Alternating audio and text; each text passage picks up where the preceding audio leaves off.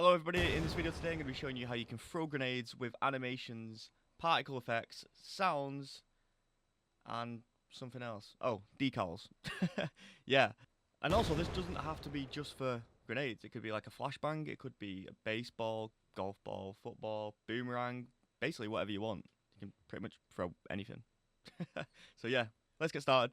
Okay, we're going to start off by opening the engine and clicking Games and Third Person. This is the template we're going to use, and then we can rename it basically whatever you want. I'm going to rename mine something like Throw Object, because that's basically what we're going to do. And also, you don't actually have to use the third person template, this will work in your project. So let's open the content browser and create a new folder. This one's going to be called Swap because I've got a throwing animation off Mixamo with the skin attached. So I'm just going to drag in this animation here and click import, and this will import the skeleton and the animation. As you can see here, we're not actually going to be using this character, but I'm just using it for the animation because we need to retarget the animations from the skeleton to the SKM money. Here is our throwing animation, so I'm just going to rename this AS for animation sequence, throw animation. Simple as it gets. If we open this up, this is the animation that I picked. Now, if we right click this and retarget the animations, we can actually click none and SKM Mani Simple, select the animation and click export animations. Now in the third person character, I'm going to make a new folder called animations and give it a prefix. No, we're not. Let's not give it a prefix. But yeah, here we have our animation on our SKM Money. So we've just retargeted the animation from the swap character. Okay, so here we are. Now we need a animation montage or anim montage.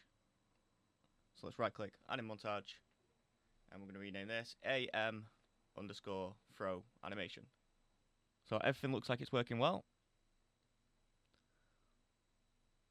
Next we need to go to Fab, or you can use whatever SK, what am I on about?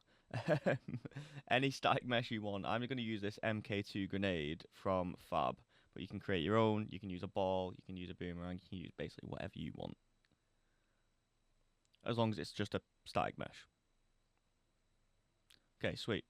So in this folder, we have our MK2 grenade, little frag grenade, and we have this texture, and obviously we need to actually whack this texture on to the grenade. So we're going to right click, create material, open up the grenade, and then just use the material here on the right hand side.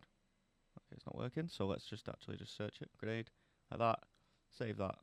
There we go. We now have a nice looking grenade. I'm going to rename this to SM underscore grenade. A static mesh grenade. Sweet. Save all. And now we can use this inside its own blueprint. So let's right click, and we're going to make a new active blueprint, and it's going to be BP underscore grenade. Like this, and then the static mesh that we're going to use is the one we've just imported with the textures. So just drag that in like that. Okay, now we are in the BP third person character event graph, and we're just going to search for the G key, so G keyboard, or you can add an input mapping, input action, sorry. But we're just going to use the G key for now. So out of press, what we want to do is basically just play an anim montage. So let's just search for montage or anim montage, it's up to you.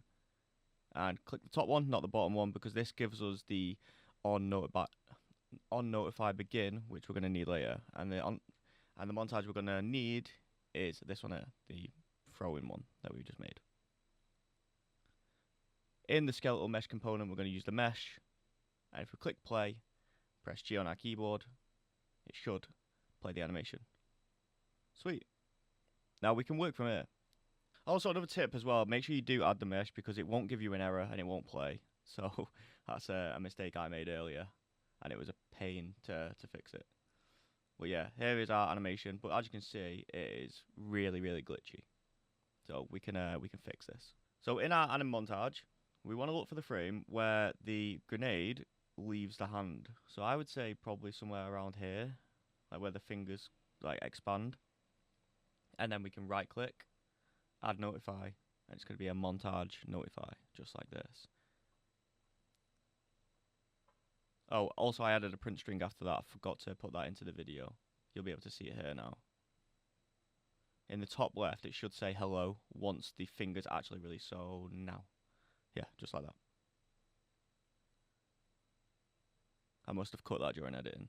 But yeah, there's the print string anyway out of on notify begin. We can actually delete this though. We don't need it. That was just to debug it. So what do we do next? Now we need to click add in the BP grenade and we're going to search for projectile.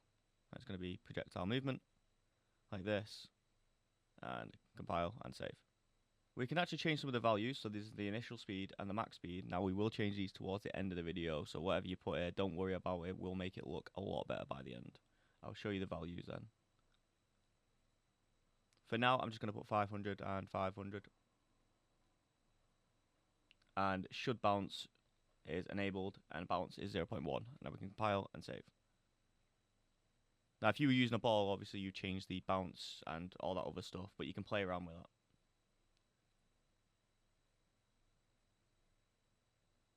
Okay, so out of on notify begin, let's search for spawn actor from class, and the class is going to be BP grenade. This is the one we want to spawn. So essentially what we're doing, pressing the G key, getting the mesh, and we're playing the montage from the mesh, and the montage we're playing is the AM throw grenade, the animation montage, and then on the notify, which we added earlier, on that certain frame, we're actually going to spawn this grenade. So the grenade's not going to be there until we spawn it on that frame. That's why we did it how we did it. Now we get some errors because we actually need to tell the engine, like, where are we spawning this? So I'm just going to add and search for scene. And I'm just going to click scene here. And then we're going to drag it onto the mesh so it's parented. And we can click this little folder icon on the parent socket and add hand R. If you want to do a left hand, you'd obviously do hand L. Let's just position this to where you want the grenade to spawn. Let's turn off all the snapping, like this. And let's just rename this grenade spawn location. Grenade spawn location, that'll do. Compile and save. We're still getting errors because we need to actually get the location for this and tell it where to spawn. So grenade spawn location. And then drag out of this, get world location. Oh no, sorry, get world transform. That's what we want because we're actually going to split these pins. There we go. Because basically, if we just added this in straight away, it wouldn't actually do anything because it would just like spawn in the hand. We need to actually give it some like velocity as it comes out, or like point the direction we want it. So let's just split and add the location and rotation in, and then we're going to go try to adjust, but always spawn. And then I've just split the rotation pins. We're going to do X and Y and connect these up. And then for the Z, this is where we're going to add a little bit of a little bit more to it, so it actually goes in the direction we want. Okay, sweet.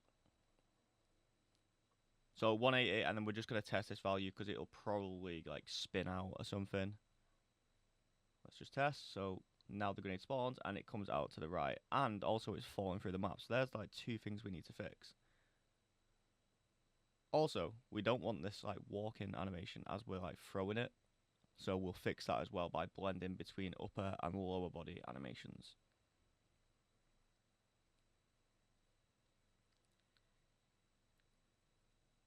Right, so in here, I'm just going to add some different values.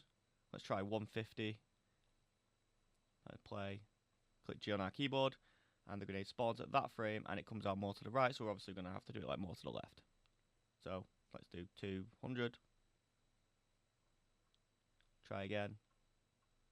Well, we're getting there. Let's do like 220, 230.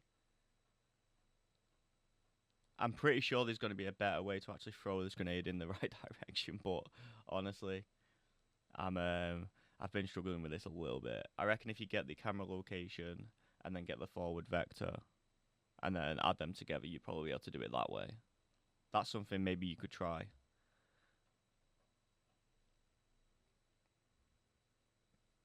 Okay, so inside our BP grenade, we're actually going to drag the grenade and make it the default scene route by dragging it onto the default scene route. This should help things. Okay, so let's compile and play and see what we're going with. Right, that's what we got. This has added the collision, so it's actually working properly now. But has it actually added the collision properly? And I don't think it has. It just looks way too big for me, and it's not really rolling. We want it to roll. So let's actually go into the static mesh, click collision, remove the collision, and we're going to add a sphere collision.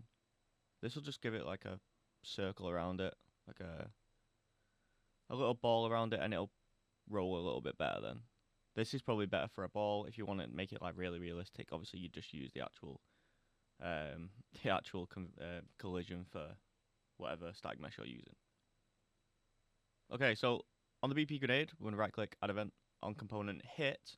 So when it hits the floor or hits another object in the scene, we're going to get a do once, because we only want this to happen one time, because it's a grenade, so it's going to blow up in it. And then out of completed, what do we need to get now? We are going to get a delay, and this is going to be the fuse time on the grenade. So like how long before it explodes.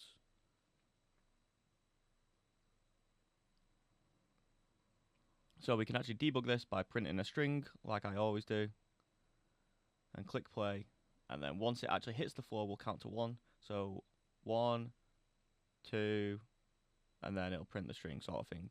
Yeah, we'll probably be able to see this better when we actually do it like this. So hits the ground, 1, 2, and 3, and then it prints hello. Sweet, that's working, and we don't need the print string anymore.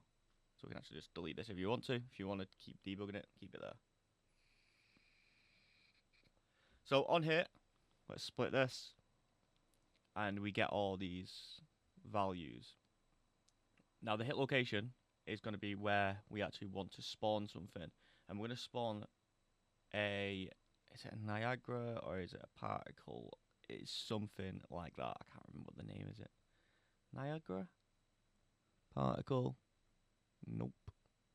Oh, emitter. That's what we want. Where is it? Spawn emitter at location. That's the one we want, because we're going to use that the one that basically just comes with the engine. So let's plug in the location to the hit location. And everything looks good here. Oh, we also need to actually add the emitter. So I'm going to use the explosion. If you can't find this, you need to enable the engine content. So we're going to hit the ground 1, 2, and 3. Then it's going to blow up, print hello, and spawn the emitter, the explosion.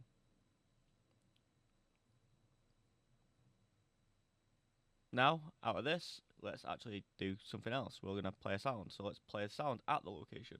So if we just double click this pin here on the hit location, we can actually add a sound. Now, you're not going to be able to hear these right now, but I'll enable it in a second. So I'm going to use this one. And you can change the volume and the pitch and everything here. Let me just enable the sound on my OBS. And when we compile and save, we can actually click play. And then let's go over here, chuck this grenade, and you should be able to hear an explosion now. There we go. So that's working correctly. Now, out of play sound at location, we need to actually destroy the actor because the grenade blows up. So let's test this. Chucks a grenade, 1, 2, 3. Get the explosion, and it destroys itself. Sweet. Let me just get rid of this print string. And there's one more thing we can actually do, and this is spawn a decal on the floor. I do not have a decal in this project, right? So I was like messing about trying to sort this out, and I basically just ended up picking a random material and just spawning it on the floor. So for the location, we're actually going to drag in the location from before, and the decal size is going to do 1, 1, 1. No, 10, 10, 10. Sorry. Compile. Lifespan is how long you want it to stay in the map until it despawns. So let's just try this out and see if anything happens. There we go. Now we get an error, but we have actually spawned something on the floor. Don't really know what that is. But yeah.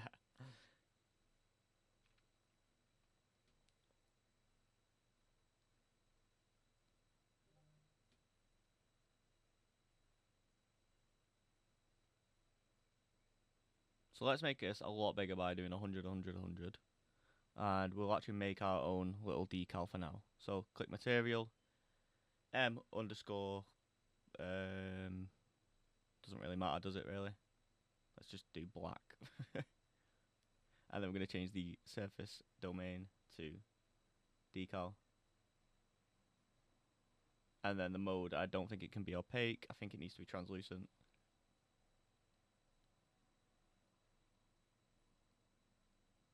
And then press 3 on your keyboard, and you can just plug this in now. And that will spawn like whatever color you put in on the floor, in like a square.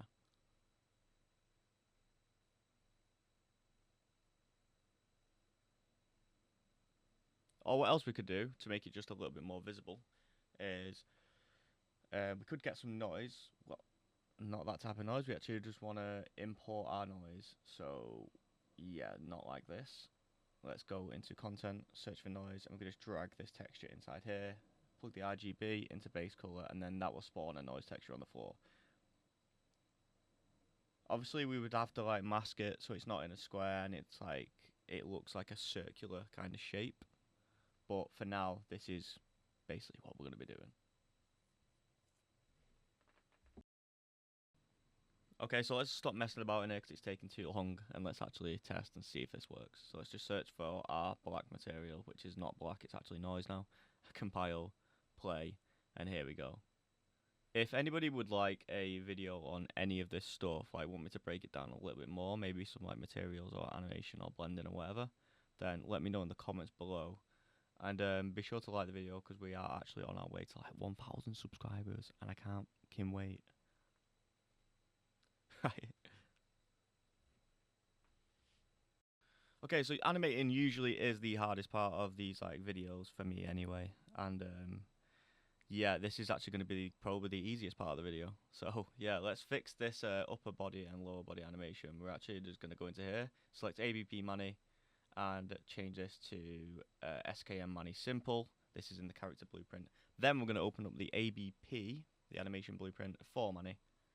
I'm going to change some stuff in here. So let's just drag the output pose to the right hand side, and then drag out of here, and we're going to search for a cache, and just rename this Anims. And this is basically how we're going to blend between the, well, I do say upper body and lower body because that's usually how you would do it, but that's not how we're going to do it here. So let's get a layer blend per bone, and then let's just rename this actually to Anims Cache, like this. So we're going to blend between the Anims Cache, and then it's going to, basically we're going to be picking a parent bone from where we want the animations to start, and this will make it a little bit more sense in a minute. So if we do this, you can see everything's like messed up. Right, sweet. So we need to do a couple of things. We need to duplicate this this node here, and we also need to delete the default slot and move it. So let's just delete this one first. I'm going to plug main states into source, just like this. And then we're going to copy this Anims Cache, just like this. And then we're going to plug this into the default slot, and then put that into blend pose as 0. Now this will blend between the Anims Cache and the default slot, like whichever animation is playing on the default slot. Hopefully that made sense. If it doesn't, let me know in the comments and I'll try to make a video breaking that down a little bit better. Now if we just click on layer setup, when we click the layer blend per bone, we can actually add a branch filter, and we're going to rename this not spine, that's what I usually do. We're actually going to rename it clavicle underscore, which one do we want to use? I think clavicle R is what we're going to use. Let me just search. Yep, and right click and copy bone names. Trust me, it's not worth typing them in, because if you make a mistake, it won't work at all. It needs to be, it's like case sensitive. So there we go. And blend depth is going to be 1, just like this. Now if we click play, we're blending between the lower body and upper body animations, so we can run around and throw a grenade. That is looking pretty good, and everything is working just as intended. But we need to actually change some of the stats on the projectile, because this grenade projectile is way too, it looks like it weighs about 20 kilograms when it doesn't. So let's change this and make us be able to throw it a little bit further. So the values I've picked are 1,600 and 1,500, and this is in the projectile movement for the BP grenade, and this is basically what it looks like as the final result. So yeah, it looks pretty good. Everything's working as intended. If you have any questions or queries, let us know in the comments below. Make sure you subscribe because we're nearly at 1K, and I'll catch you later. Peace.